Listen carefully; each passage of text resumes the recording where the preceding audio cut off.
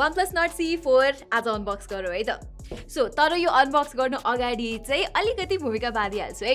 OnePlusले चाहिँ इन्टरनेसनली नै एकदमै नै राम्रो काम गरिरहेको छ। OnePlus 12 र OnePlus 12R जुन चाहिँ रिसेन्टली लन्च भएको थियो, एकदमै खतरा प्राइसिङ, एकदमै राम्रो फोन्सहरू, र रिसेन्टली Nord CE 4 भन्ने फोन पनि इन्टरनेसनली लन्च गरेको छ र इन्डियामा त 25,000 मा बेस्ट फोनै हो भन्न सकिन्छ क्या, बेस्ट मिड रेन्ज फोन। तर नेपालमा चाहिँ अलिकति विडम्बना नै छ। र पहिलो विडम्बना चाहिँ के हो भने OnePlusको फोन्सहरू नेपालमा चाहिँ 20 देखि 30% ओभर प्राइस छन् कि, र ओभर प्राइस हुनु मात्र विडम्बना पनि होइन है, राइट टाइममा लन्च पनि भइरहेको छैन। सो धेरै गाह्रो छ नेपालीहरूलाई चाहिँ। अब OnePlus 12 र 12R की कुरा गर्ने हो भने पनि इन्टरनेसनली भन्दा नेपालमा चाहिँ 2 महिना पछि लन्च भएको थियो, र यो OnePlus Nord CE 4 भन्ने फोन पनि भर्खरै लन्च भएको छ है इन्टरनेसनली। तर नेपालमा चाहिँ अब कहिले लन्च हुन्छ भनेर ठ्याक्कै थाहा चाहिँ छैन। र फनी कुरा चाहिँ के हो भने अस्तिको वर्षको OnePlus Nord CE 3 चाहिँ भर्खरै लन्च भइरहेछ नेपालमा। सो यो फोन कहिले लन्च हुन्छ थाहा छैन। मेरो एक्सपेक्टेसन चाहिँ यो मे महिनाको बीचतिर हुन्छ कि भन्ने छ, तर not sure as of now. र आई होप कि यो फोन चाहिँ नेपालमा एकदमै राम्रो प्राइसमा लन्च होस् भनेर। 45,000 जस्तोमा लन्च भयो भने यसको 8GB ऱ्याम र 256GB स्टोरेज भेरिएन्टलाई खतरा नै हुन्छ। यो फोनको स्पेक्स चाहिँ एकदमै राम्रो छ कि, इन्डियामा त राम्रो नै गरिरहेछ, तर नेपालमा पनि त्यो प्राइस रेन्जमा चाहिँ it will be one of the best phones. So यो सबै कुरा चाहिँ म अनबक्स गर्दै भन्छु। सो लेट्स अनबक्स इट है त। ओके, सो स्ट्यान्डर्ड OnePlusको नर्डको प्याकेजिङ जस्तै छ, नथिङ स्पेसल। ओके, र राम्रो कुरा चाहिँ OnePlusले चाहिँ यहाँ बक्सभित्र टन्नै सामानहरू दिन्छ, अनलाइक तपाईलाई थाहा छ कुन चाहिँ ब्रान्ड। र नेभर माइन्ड, यहाँ चाहिँ तपाईँले सिम इजेक्टर टुल पाउनुहुन्छ, यहाँ देख्न सक्नुहुन्छ। एन्ड देन यो बुकलेट छ, एन्ड देन यो क्विक गाइड छ, सेफ्टी गाइड छ, ओहो धेरै कुरा छ, पेपर वर्क पनि।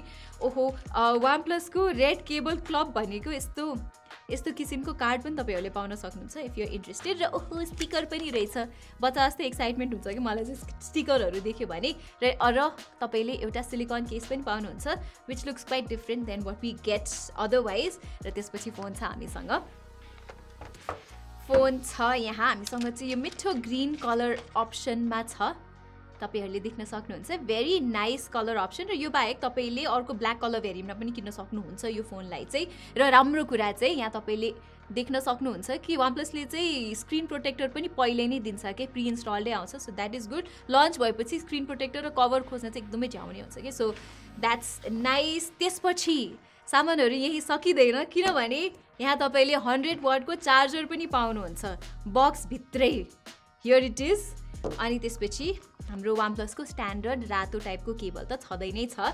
र एउटा अर्को विडम्बना छ खासमा, OnePlus 12 र 12R चाहिँ बक्सभित्र चार्जरै थिएन। र यो कुरा चाहिँ OnePlusले त्यस्तो राम्रोसँग ट्रान्सपेरेन्टली भनेको पनि थिएन कि युजर्सहरूलाई। So it was quite sucking.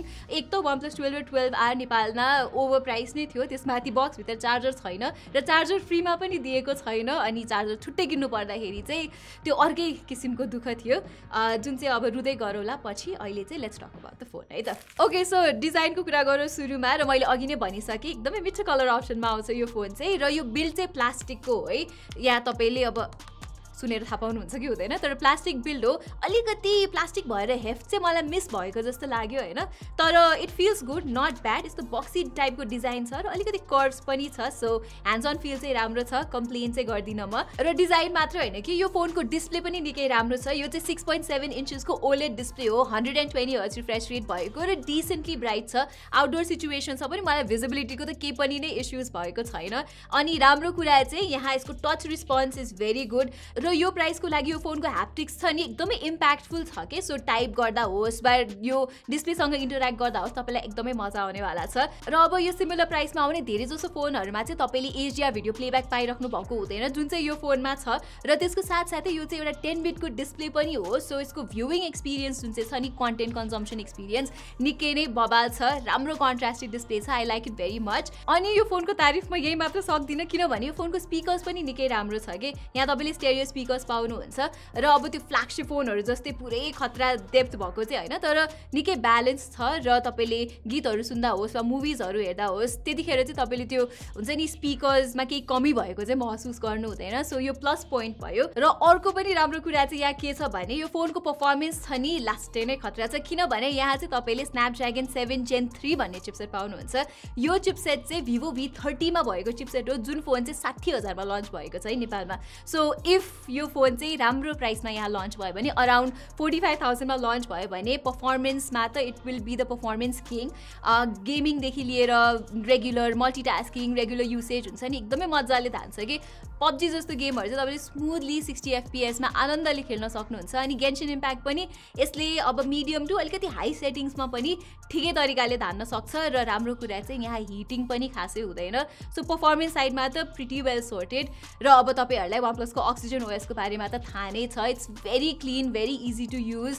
Stock Android नै चाहिँ होइन, तर एकदमै राम्रो फिचर्सहरू छ यहाँ। अनि कस्टमाइजेसनको अप्सन्स पनि छ र मेन कुरा त ब्लोटवेयर आउँदैन, त्यो चाहिँ यो फोनको one of the best things नै हो है। र OnePlusले चाहिँ यहाँ 2 वर्षको एन्ड्रोइड र 3 वर्षको सिक्योरिटी अपडेट्स पनि दिने प्रमिस गरेको छ। So even 2 years down the line तपाईँले चाहिँ यो फोनमा अपडेट्स पाइ नै राख्नुहुन्छ। र OnePlusको त्यो अपडेट साइकल छ नि it's as good as something like Samsung would provide. So यो कुरा चाहिँ निकै इम्प्रेसिभ छ यो फोनको। ल अब चाहिँ क्यामेराजको कुरा गरौँ र यहाँ चाहिँ तपाईँले डुअल क्यामेरा सेटअप पाउनुहुन्छ। प्राइमेरी चाहिँ 50 मेगापिक्सलको सोनी सेन्सर हो LT/600 भन्ने, अनिखेर त्यसपछि अर्को चाहिँ यो 8 मेगापिक्सलको अल्ट्रा वाइड एङ्गल लेन्स हो। अगाडिपट्टि चाहिँ तपाईँले 16 मेगापिक्सलको सेल्फी क्यामेरा पाउनुहुन्छ। र यो फोनको camera performance for its price राम्रो लागेको छ मलाई। डे टाइममा राम्रो डिटेल्स डायनामिक रेन्ज कन्ट्रास्ट तपाईँले पाउन सक्नुहुन्छ। पोर्ट्रेट्सहरू पनि राम्रो छ र ओभरअल चाहिँ उसमा त्यति धेरै टेस्ट चाहिँ गरिसकेको छुइनँ, तर तपाईँले यो फोनको क्यामेराबाट चाहिँ good enough images for the price पाउन सक्नुहुन्छ।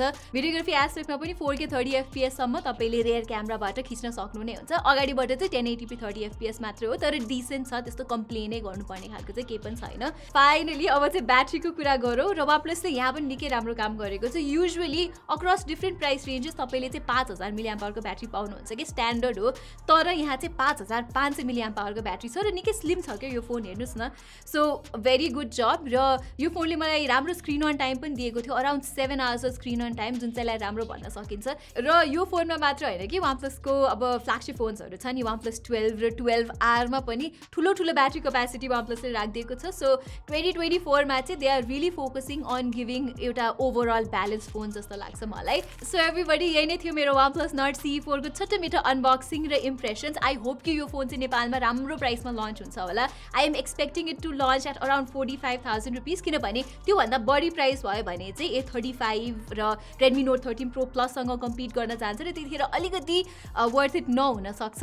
र इनफ्याक्ट तपाईँहरू धेरैजनाले चाहिँ तल कमेन्ट्समा जहिले पनि गिभ अवे दिनु भनिरहनु भएको हुन्छ। सो OnePlus नेपालले इन्डियाको प्राइससँग यो फोनको प्राइस एकदमै क्लोज राख्यो भने चाहिँ म यही युनिट तपाईँहरूलाई गिभ अवे गर्नेछु। सो OnePlus नेपाललाई ट्याग गरेर यो कुरा OnePlus नेपालसम्म पुर्याइदिनु होला। र यदि तपाईँहरूलाई चाहिँ यस्तै अनबक्सिङ र इम्प्रेसन्सहरू हेर्नमा रुचि छ भने चाहिँ हाम्रो च्यानल ग्याजेट बाइट नेपाललाई सब्सक्राइब गर्नु नबिर्सिनु होला र साथै यो भिडियो आफ्नो साथीभाइहरूलाई पनि सेयर गरिदिनु होला। यति भन्दै म प्रतिमालाई बिदा दिनुहोस्। धन्यवाद।